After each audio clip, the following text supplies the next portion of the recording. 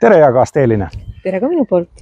Me ei ole tükil ajal suhelnud, tegemist on palju olnud ja lõpuks on soojus ka kodumaale tulnud.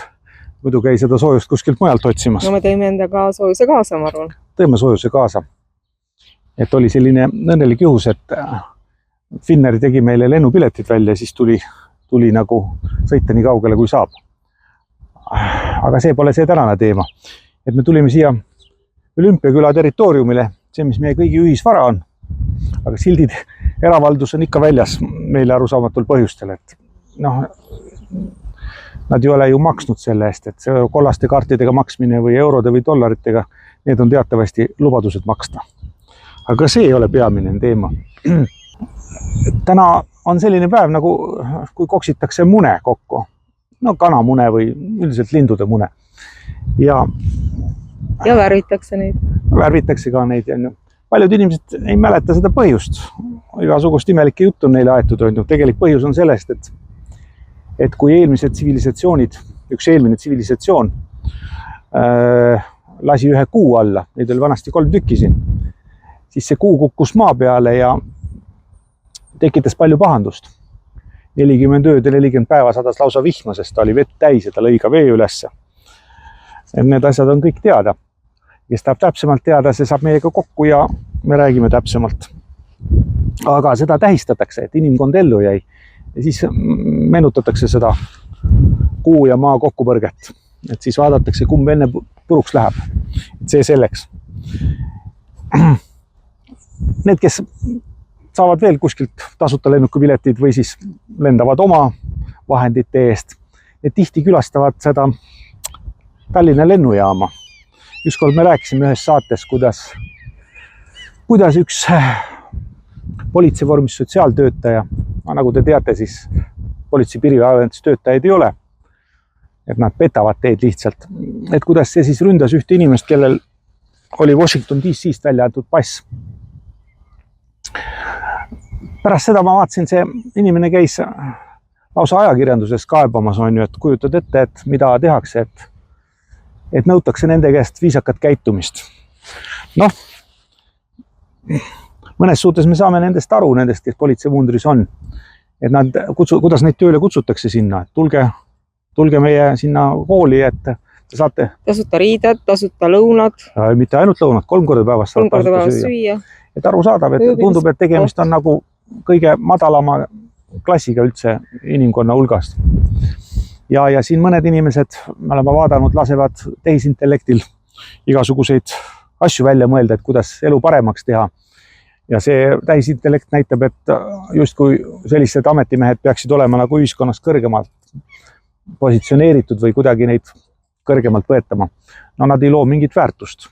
Niisamuti kui igasugused kohtutäid, inkassotöötajad ja muud sarnased parasiidid on. Et seega ei pea ka neid väga kõrgelt hindama. Aga mis puutub lennujaama, siis ma vaatasin, et seal oli, et Lennarti nimeline lennujaam oli. Inimesed vanemaks saavad, siis hakkavad lapsepõlve meenutama. Minul tuleb noorepõlvest meelde selline lugu, et ühes seltskonnas sai viibitud ja seal oli ka üks kirjamees oli. Üks kirjamees Lennart. Ja siis tal oli ka vend, Indrek oli vend. Ja kas Indrek oli käinud Rootsis? Igal juhul ma mäletan seda, et see Indrek käis Rootsis vist sugulastel külas või tuttavat, minust oli sugulastel. Nõukogude ajal väga lihtsalt ei saanud. Ja siis, et ta oli 6 aega seal Rootsis, siis tal osteti lausa auto nõukogude ajal, Volvo, et ta saaks mööda Rootsit ringi sõita. Me väga imestasime, et ikka kus on ikka elu, eks ole. Et lihtsalt ostetakse 6 ajaks auto. Ja kaasa ta seda autot ei toonud, sest Indrek oli kõrge nõukogude ametnik.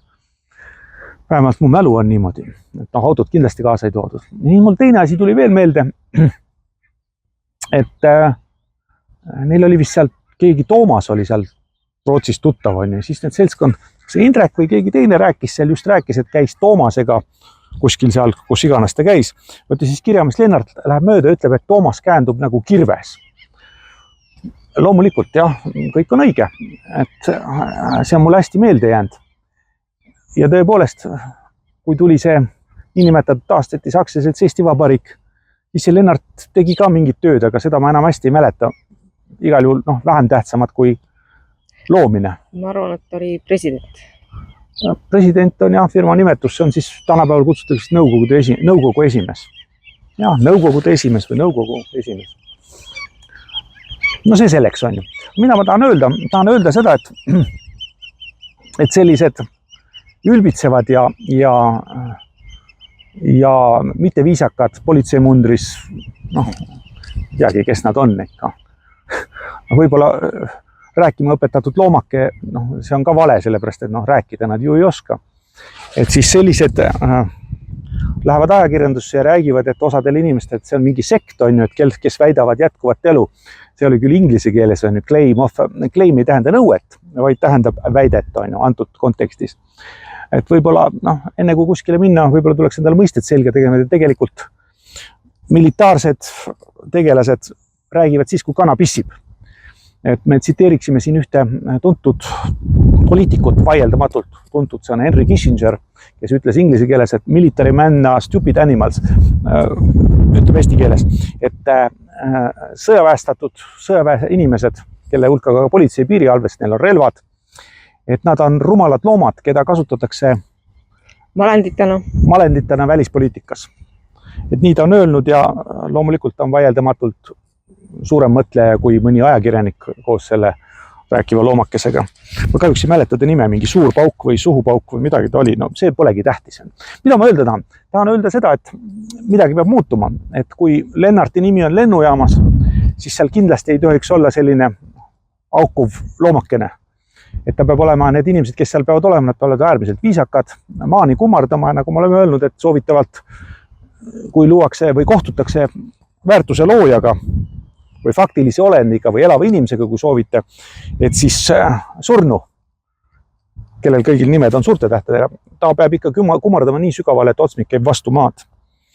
Ja üks neist peaks lahkuma, et kas võetakse lennujaamalt see nimi maha või siis lahkub see suhupauk, seltsimees suhupauk on ju.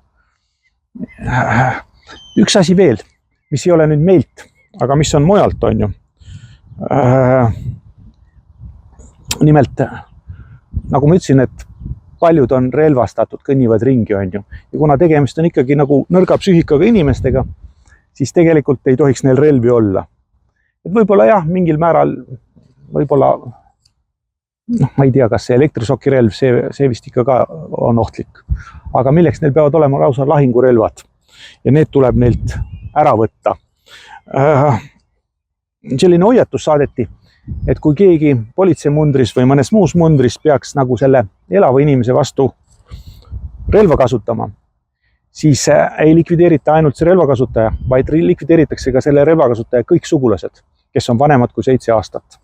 Nii et võiks võtta neid hoiatusi nagu tõsiselt ja mängida nii, nagu reeglid on. Aga kas meil on veel midagi rääkida? Ega meil vist väga pikalt pole rääkida, et õige aeg on nüüd mõne koksima minna ja no, eile oli üks uudis, et kinnisvara ei ole vaja ei ole hindamisakte. Ja. Selline uudis oli ka. Ja see oli väga huvitav uudis. See oli siis mis kuupäeval, kui sa ütled eile? 17. aprillil. Mis aastal? 2025. Jah, 2025. Oli selline uudis, et hindamisakte pole tarvis. No tõepoolest, Soomes ka ei ole, aga sellel on kaugem eesmärk, miks seda tahetakse teha. Asja mõte on selles, et oletame, teeme sellise mängu, te ostate 300 000 eest näiteks maja, no te ei osta tegelikult, kui te meie juures pole käinud ja seda makset päriselt toimetanud sinna, kuhu vaja, siis ostmist ei ole toimunud, sest me arveldame lubadustega maksta. Aga oletame, ostate 300 000 ja nüüd järsku ühel meelevaldsel hetkel teatatakse, et see maja hind on 500 000. See tähendab seda, et te olete 200 000 teeninud nüüd tulu, kuigi te midagi müünud ei ole, te elate seal sees. Võt nüüd selle 200 000 pealt on teilt võimalik küsida tulumaksu. See on see plaan, mida tahetakse teha. Ja kui te siis seda ära ei maksa, noh siis ju tuleb FIE-st kohtutäi ja alustab teie vara müüki, et teilt seda nii nimetatud maksmata tulumaksu kätte saada. Et nad on väga kavalalt need asjad välja mõeldud. Mõelnud, jah. Aga teise koha pealt, et ega see hindamisakt vist midagi ei loe, sellepärast et 10 aastat tagasi ju rünnati meie kodu ka ja siis oli ju nii, et meil oli juba siis maja hind oli 300 000. Just. Ja siis tuli FIE-st kohtutäi, kes siis müüs selle, ma ei tea, mingisuguse vanas rahas 200 000 või 2 miljoni krooniga, eks ole. Siis oli juba, eks ole, müüs selle maha on ju, tähendab, see on umbes 130 000 euri. ja müüsi ostjaks oli ju kooliõpilane. Just, meditsiinikooli õpilane. Meditsiinikooli õpilane, mitte keegi ei küsi, et kus siis sellised rahad on meditsiinikooli õpilane. Ja ta mitte laenuga ei ostnud, ei, mis laenu, sul ikka sularahaga võeti ära, nii et seal on kõvad stipendiumid järelikult seal meditsiinikoolis, et arstid ei peaks nagu nurisema oma nende väikeste sissetulekute pärast. No tundub, et on suured ju. No kui kooliõpilane suudab võtta nagu maja Piritale, eks ole, siis järelikult on suured sissetulekud. On ju. Et see on see mõte, mida teha tahetakse.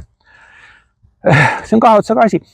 Me jääme selle seisukoha juurde, et parasiitidel ei tohi eraomandit olla.